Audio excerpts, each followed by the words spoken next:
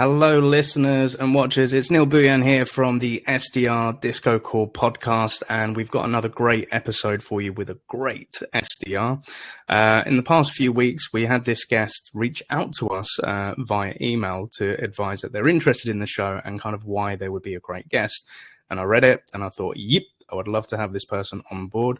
So I'd love to introduce you to Hannah Adams. Hannah, how are you doing today, miss? I'm really well. Thank you, Neil. How are you doing? I don't normally get asked, but I'm doing really good. Thank you for asking. So we're currently on Friday, the 12th of November, 2021, end of the week. It's been a busy year. But Hannah, for the listeners and for the watchers out there, could you please tell us, who are you? Where are you based in the world? What do you do? And where are you at? Sure, happy to. And I'm so glad that you responded to my email when I reached out, hoping to be on the podcast. So thanks for having me, Neil. I'm Hannah, like you said. And for the last 12 months or so, I have been an SDR in the UK University Partnerships team at a company called Handshake. Now, the company is actually fully remote at the moment. So I decided to move up to Edinburgh in Scotland. So you'll find me up here.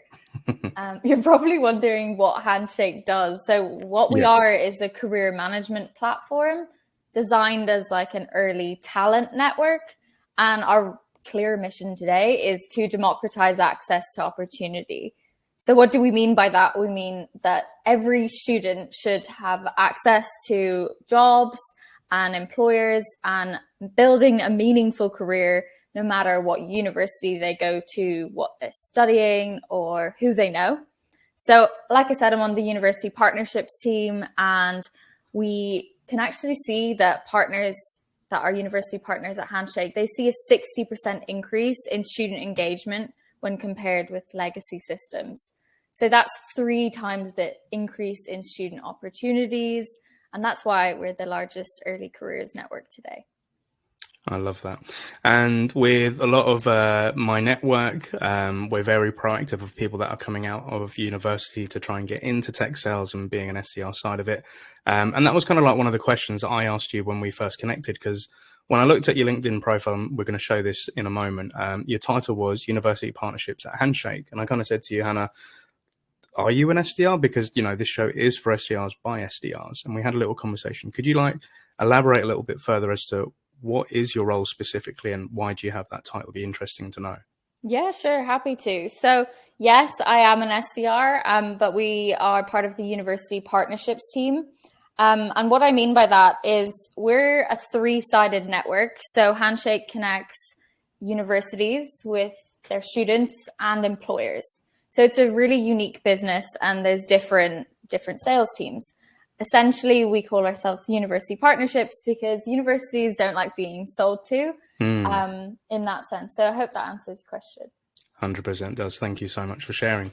And for the listeners and watchers, so if you're listening to this podcast in Apple or Spotify or your local provider, please make sure that you like, comment, and subscribe. And equally, if you're watching this on our YouTube channel, please give us a like, subscribe, and share this episode out, because I'd love for people to meet Hannah as well.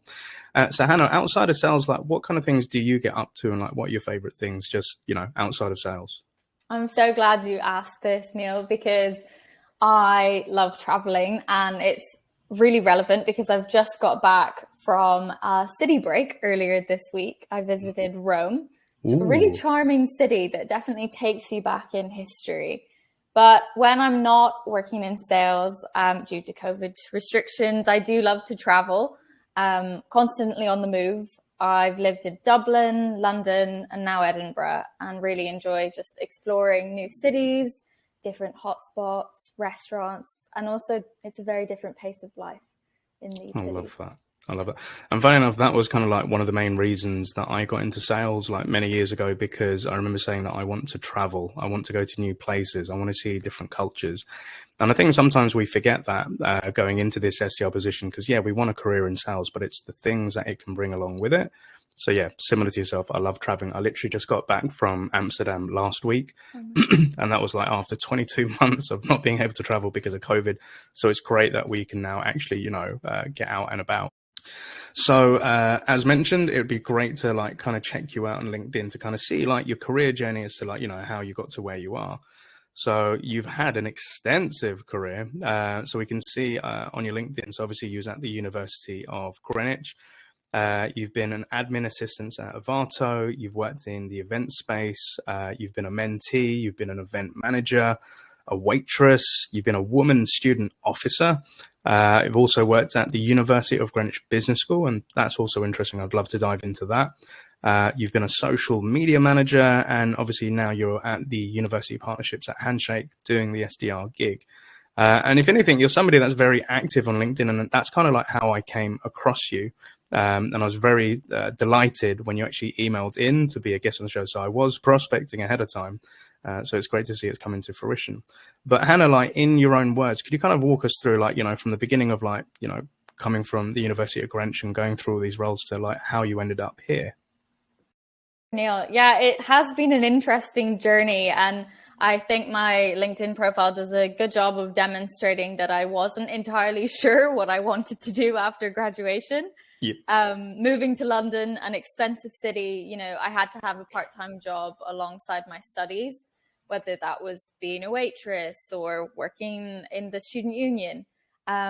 So I think those work experiences I then saw to be so crucial when I was applying to jobs for graduation, but also when I was trying to find a placement year. So one of the experiences you saw on my LinkedIn was that I had worked at the University of Greenwich in the business school.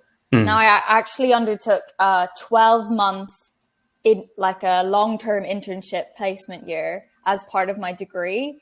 And that was just phenomenal in helping me understand what I wanted to do.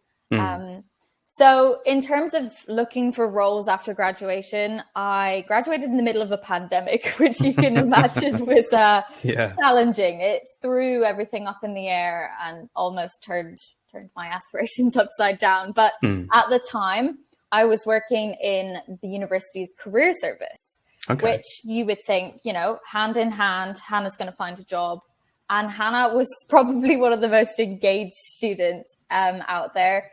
I did mentoring programs, award schemes, insight days at with employers. And I actually then leant back on a friend thinking, how did you get your job after graduation? So I reached out to my LinkedIn network looking for recommendations on employers that were hiring, but also recruitment agencies. They seemed to have all the jobs at the time. So my friend who previously was an SDR, went through a company called Venetrix, and they hire graduates for exciting, fast, like SaaS tech companies, and that's how I kind of navigated my way to becoming an SDR. I love that. I love that. And there's so many pieces within that I'd love to, like, you know, elaborate a bit further on. So as you mentioned, obviously graduating from the University of Greenwich and then kind of coming into that careers element and helping out there. And obviously graduating during a pandemic. And you mentioned like it kind of almost, you know, hindered those sort of aspirations and what you wanted to do. And a lot of people have gone through challenges of the pandemic career-wise, and we're hearing this thing about the whole Great Resignation. As a student who's, you know, you have these aspirations, you want to kind of like get into the working world and figure stuff out. What was going through your mind at the time about career and choices at that point when you just graduated, Hannah? That's a good point. I think at the time, like, everything was quite competitive. So I felt like I was setting myself up for failure by applying to big corporates. Whether I wanted to work in finance, events, marketing, I wasn't entirely sure. And I did my degree in business management, so that left me open to a lot of opportunity. I definitely struggled in navigating that transition from academia to the job market and the job search itself. Yeah. And those are interesting points. So I've got a lot of friends that, you know, they've recently graduated, or, you know, in the last couple of months, I'm speaking to a lot of people that have been applying for SDR positions. They've come straight out of uni. They're looking for their sort of first job and trying to make those choices and, you know, navigate that career and figure out, okay, what the hell do I want to do? So I'd love to know, like, when you took on this business management and you was going for this degree, Like, what was in your mind before that as to, okay, where does Hannah see herself going? Why is she choosing that sort of course? And then when you come out on the other end, like, how did you navigate those choices and which ways that you wanted to go? That's a good question. This is making me think back when I was in Dublin at secondary school and making the decision to move country to go to a university in the UK in London. And that in itself, I thought would have a lot more opportunities graduating into a city full of employment. And, I think it's a tricky one because I think I studied business management because I was leaning towards a career in events. And that's why I did my placement in the business school events team at the university. And I'm so glad that I did, because whilst I learned a lot along the way, I realized that wasn't the career path for me. So I think these work experiences you can do at university, whether it's in a sales role or an internship, you can definitely learn early on that that's not maybe suited to your skill set, or that's not what you love and are passionate about doing. And that's an interesting point, because it's something I've spoken to a lot about with guests that have come on this show. They've gone out uni, they've had this heart and mindset that this is kind of a world, and that's why they're studying what they're doing. And they can sometimes come to that conclusion of, do you know what? I don't know if I want to do this. And it's totally fine to like change your mind as to, where you want to go in direction. But for you, as you said, like you was doing that placement, you was kind of working within events. What was that turning point that made you realize that isn't where your head's at? For me, I think you have to weigh up, your time is worth money. And for me, events was a lot of after hours. You were working late in the evenings, you were working on a Saturday, you were working, and I think I was leaning back on colleagues that, that was their career, and they said, yeah, you'll be called in all times. So for me, that didn't work with my lifestyle choices. I wanted to live in London and not be working on the weekends. I wanted to be able to go home at night and switch off. And I think with the events, there was a constant flow of, the calendar was full. So yeah, I love it. Thank you for sharing. And kind of like going through that journey again of like, like after going through different jobs, and then you said this interesting piece where you're looking towards your friends, and you kind of like had friends that did the SDR position, and you're leaning into them to kind of figure out how did you get your job and like kind of what you're doing. And the reason why I'm asking this is about 2 weeks ago, I was in Amsterdam where we were doing like a career workshop open day for SDRs, or people that were interested in tech sales. And we had a lot of people that came from university, and like they're looking for their first job. And my hope is that more universities, and kind of like what you're doing with Handshake, is to introduce them into that world of tech sales. So when you spoke to your friend and they were an SDR, and perhaps this was something completely new, like what was your understanding of sales before having that discussion? How did you come into the idea of maybe this is something for me? And how did that solidify to actually taking action with that? It's funny thinking back to that conversation again with a friend. And it's funny how we definitely lean on our personal networks as well as professional connections. But at that stage, I was, in my final year of university.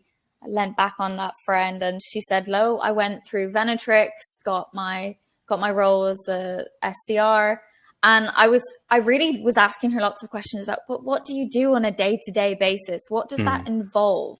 Because to me, a sales role, before I had a proper understanding of what it was picking up the phone, cold calling. It was hand in hand with marketing. I knew that they do complement each other, and I definitely enjoyed marketing at university, but I was never selling anything. So how I ended up at Handshake in terms of edtech sales, which I had never heard of before either, was working in the employability office. I was using a platform, which, you take for granted every day, thinking, oh, it's just a platform the university uses. But that platform was connecting students with employers. And then finding out about Handshake and their mission I was like, well, this really aligns with why I'm working in the career service, to help students find jobs, increase their employability and student engagement. And yeah, it went hand in hand, really aligned with what I was doing personally and professionally, I guess. So a proper handshake then, right? Yeah. I had to get a pun in there somewhere. I love it. So yeah, I think, like living and breathing that world of trying to help other people to find their careers and jobs. And then, like you said, using a platform and then thinking, so would I have it right that you was using Handshake? Was that the EdTech platform that you was using, or how did you come across Handshake? It wasn't actually the platform that we were using at my university, but it was similar. Obviously, Handshake has a lot of differences, and I'll get on to part of the interview process, Handshake, which I'm sure you'll have questions about. But we were tasked with showing. I had never seen Handshake before the interviews, and we were tasked with completing some kind of puzzle, I guess, within the platform, almost doing a walkthrough demo. Okay. And I knew how to use it just like that, because it was similar to what I had been using as an employability administrator. And they were impressed. How do you know how to use that? So that's how I found out about it. I love that. And that's the so a lot of like takeaways there. So, in terms of like living a life of trying to help out people find their careers using solutions and platforms in that sort of space, it's kind of gearing you up ready to like jump into that world as well. And I think one thing that I love to hear that I heard from you is that where you lent into your friends about asking about what's the day to day, what does it mean to be an SDR? Because you have this inclination as to sales being smiling and dialing is just emails and just trying to contact people and pitch stuff to them. And it's so much more than that. So I have met in the last few months a lot of candidates who really have no idea what the hell an SDR is, or kind of like what the job entails. And it's something I ask in the interview process as to, in your own opinion and words, what do you think an SDR does? And here it helps me as a hiring manager kind of qualify as to where their interests are. Are they looking for something to, engage in a new career, or are they just looking for a job, And at the end of interviews, I always ask the pertinent question of, do you think there's anything else you could have done different on this interview today if you had another chance? And a lot of them do say, I wish I researched the SDR job a little bit more, because I will fully be transparent and say, what is it about? It's very tough as well. It's not the easiest job in the world, and not everybody's built out for this. But if you do your research, you can kind of know what you're letting yourself into as well.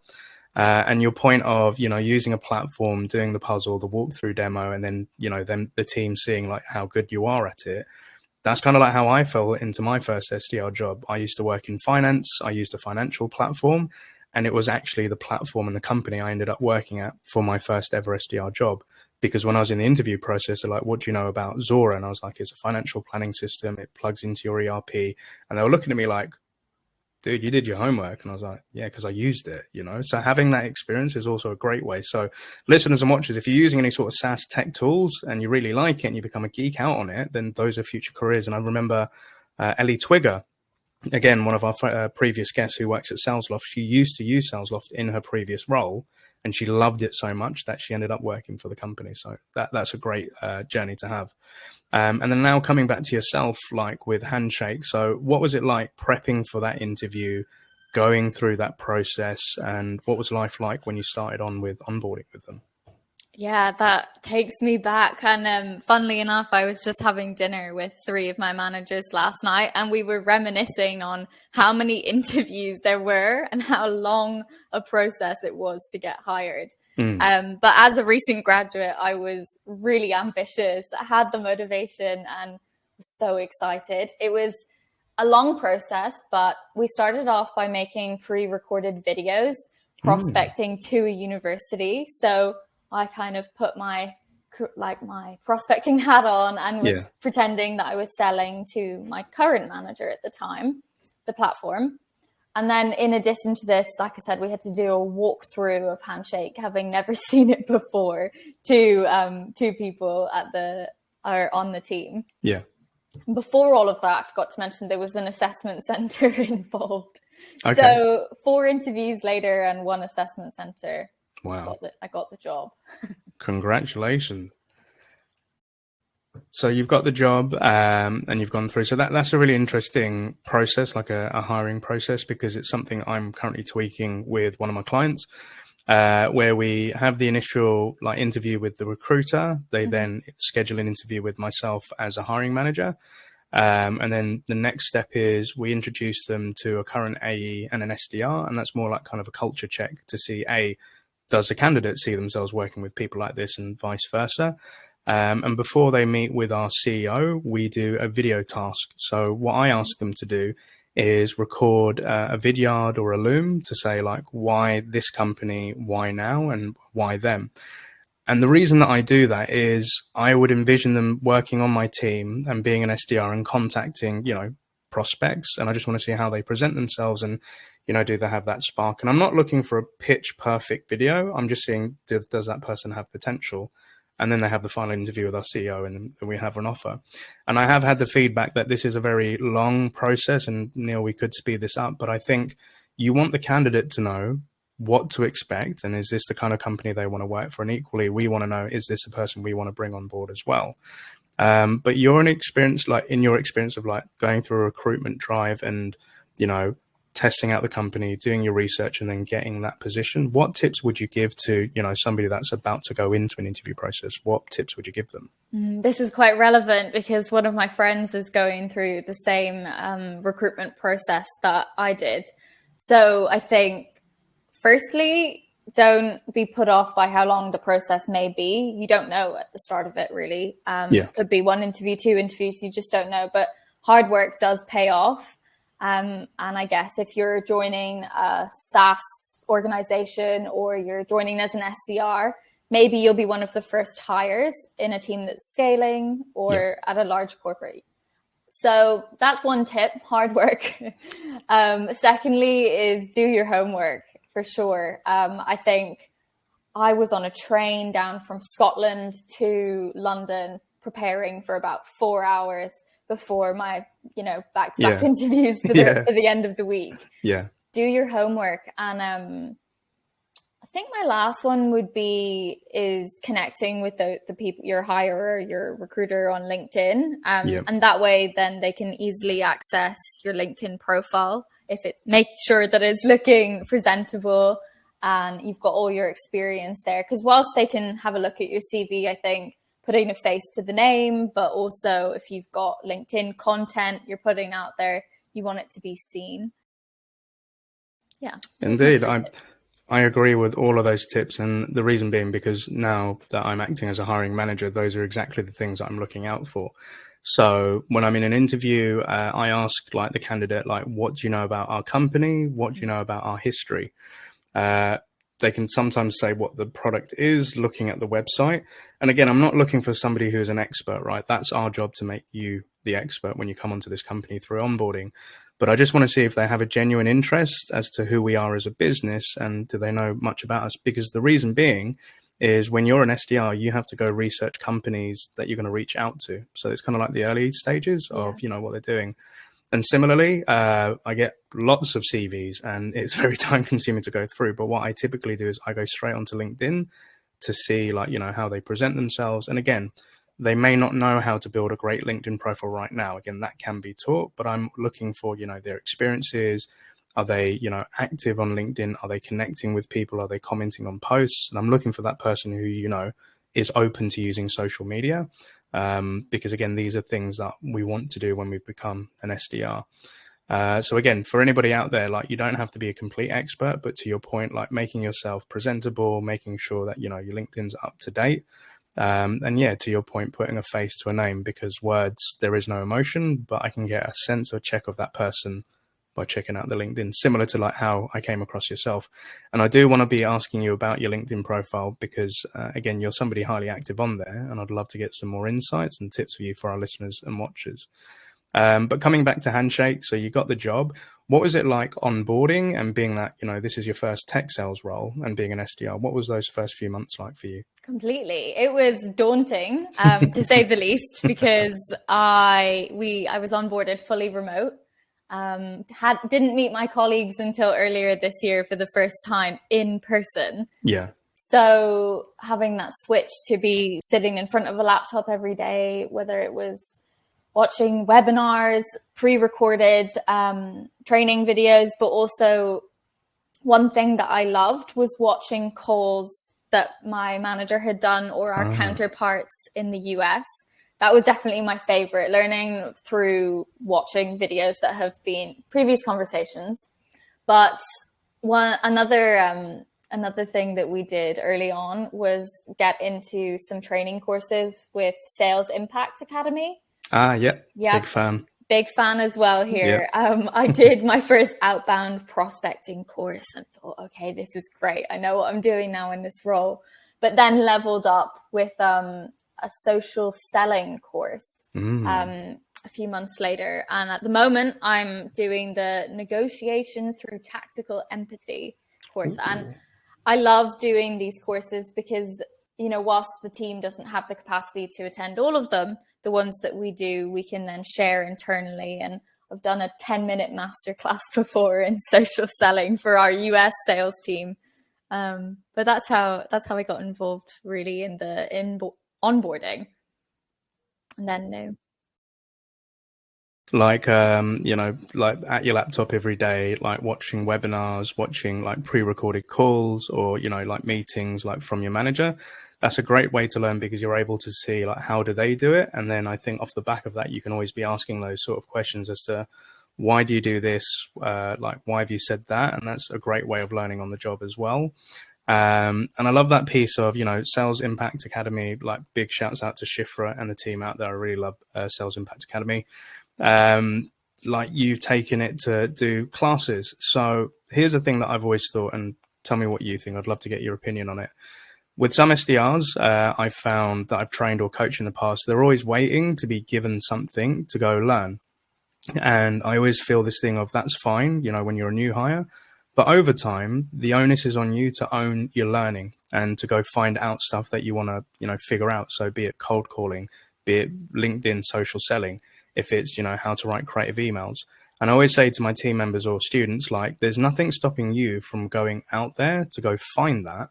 And if I'm your manager at the time, by all means, bring it to me. And if we can see the value in it, then by all means, jump on it. I remember like when I transitioned into being an SDR manager, at the time, there was no curriculum or there was no onboarding for manager training. And I always used to go to like my manager and head of HR and say, could I jump on this course? Like, to get the understandings, because right now I'm managing and leading a team and I don't know what the hell I'm doing. I only know how to be an SDR, Yeah. So like, with Sales Impact Academy, was that something pushed by your own company to get engaged in, or, was it something that you did on your own accord? How did that work? So with Sales Impact Academy specifically, it was something that was pushed by my manager for the first outbound prospecting course. But for the others, I've gone on proactively to get involved in them for my own sake, and going forward to level up to an account executive role. I've definitely, something I struggled with at the beginning was public speaking. And when you're on calls, essentially that's what you're doing. Or if you're getting involved in a webinar with your company, something like that. So finding those areas that you want to challenge yourself to improve on, and then going to be proactive and finding a way to practice, but also get advice from others. So two things I'll shout out is Toastmasters for public speaking really pushed me to talk about all sorts of things. I did joined a couple sessions there. And then the other thing is I've always loved having a career mentor, someone to bounce ideas off. And I found one through Women in Sales Everywhere. It's called Wise. Found a mentor at Sales Loft and love practicing with her and getting advice on how to level up.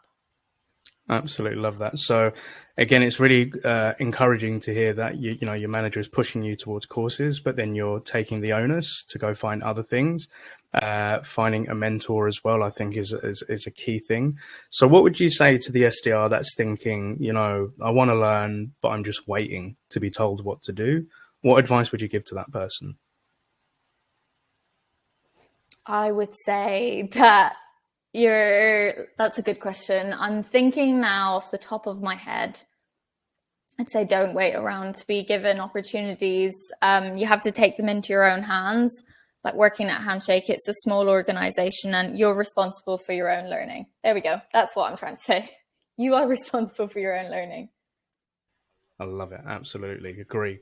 So the other piece that I said at the beginning of our conversation today is like, I want to dive into your LinkedIn a bit more because you're somebody who's, you know, quite socially active, and that's kind of how you caught my eye. So again, for the people watching this episode on our YouTube channel, don't forget to like, comment, and subscribe. I'm just sharing out your LinkedIn profile. And what I can see is that you've got some featured content here, and you've put out quite a few videos. And again, that's how I kind of came across you. So this is something that I'm currently trying to push with my team, because they say to, I remember I had an interview with a candidate and they asked me the question of, do you want us to be like active on LinkedIn? Do you want us to be posting stuff like, what is the stance on your company? And I said, I would 100% love you to be like on LinkedIn and actively and be social. And she said, all right, I love that. I love that because I love to write stuff. I like to do creative stuff. And that's the reason why I wanted to be an SDR. So like with you being socially active on LinkedIn, like why do you do it? What things do you like to do? And are there any tips for anybody that would like to do something similar? Yeah, definitely. I am a big fan of using LinkedIn to establish my social presence, but also building visibility in a remote environment. So what I mean by establishing my presence, like it can be hard doing that remotely, but also as a woman in technology.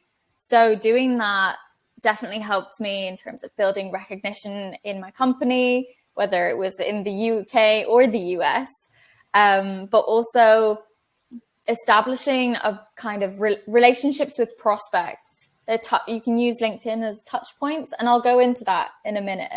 But some tips I guess that I have for people would be to start leveraging your LinkedIn profile. If it's not fully built out, you can find the time because it is worth it.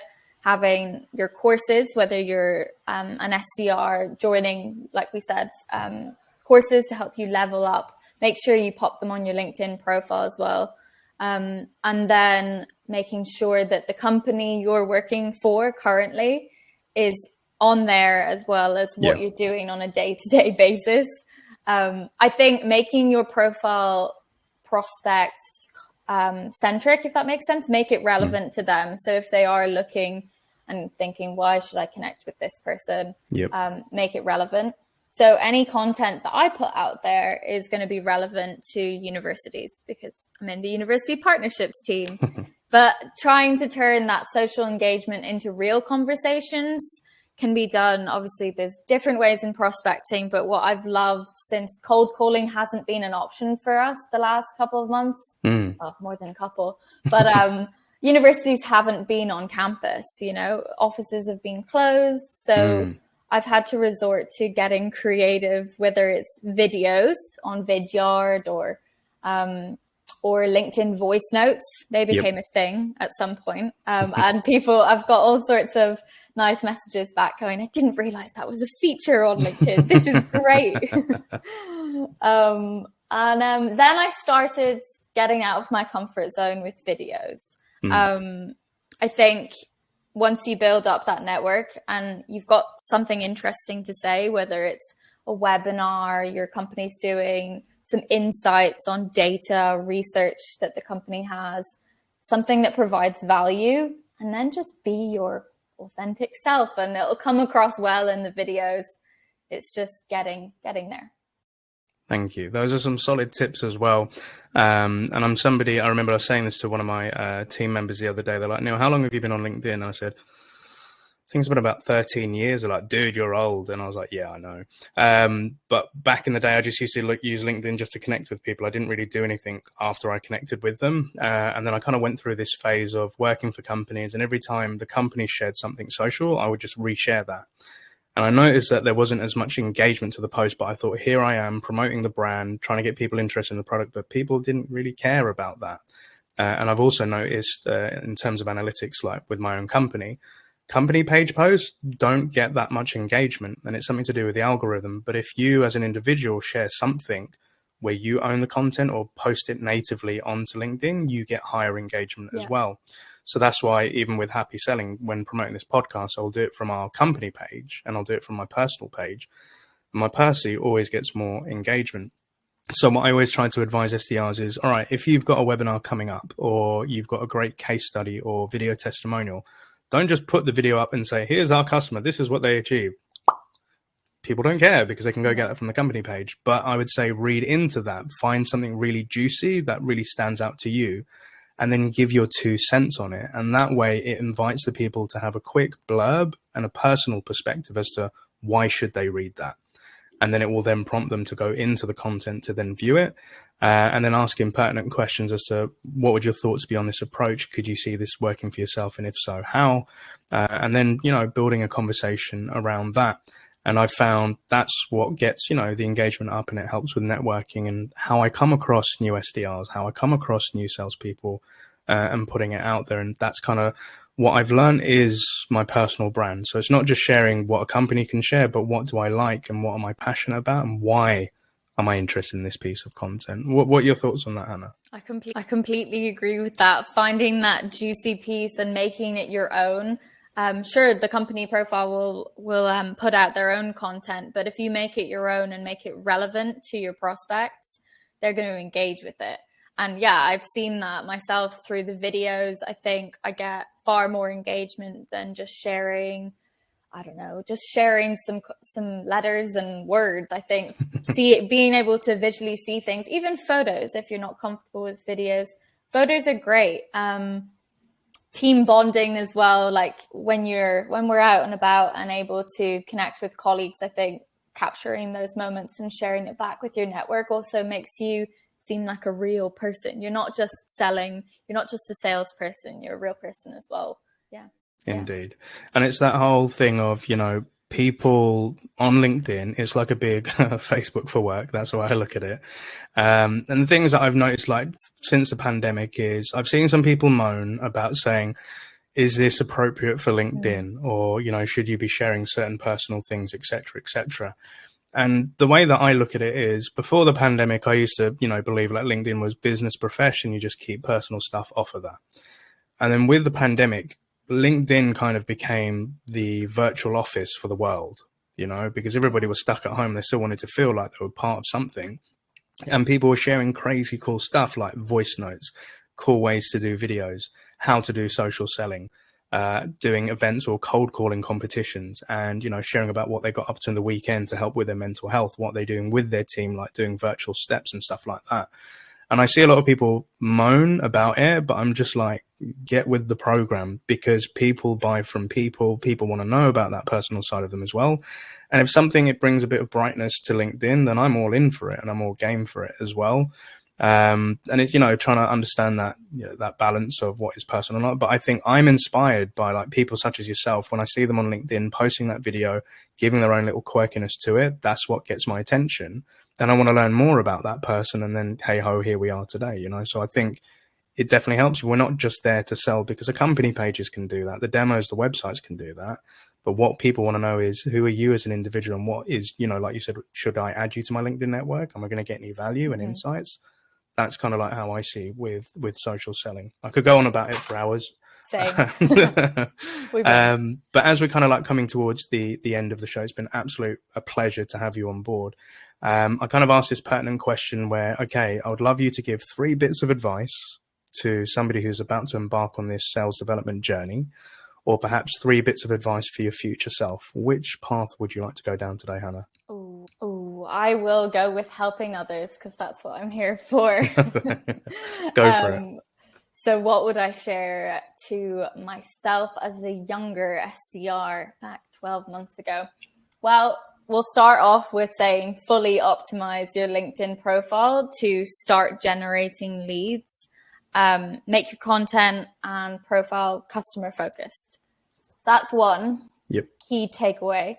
Secondly is knowing the importance of your personal brand. So if that's within your organization, trying to become a thought leader in your company, whether it's about culture, whether it's about, creating women in technology groups, but also, practice speaking and speaking publicly about yourself, whether it's internally, without that kind of ick factor. I used to have that, and now I don't. So, and lastly would be leverage your relationships. So what I mean by that is establishing your virtual presence. So if it's not on LinkedIn, it's where your prospects are, meeting them where they're at, and contacting them through different mediums, creating those different touch points.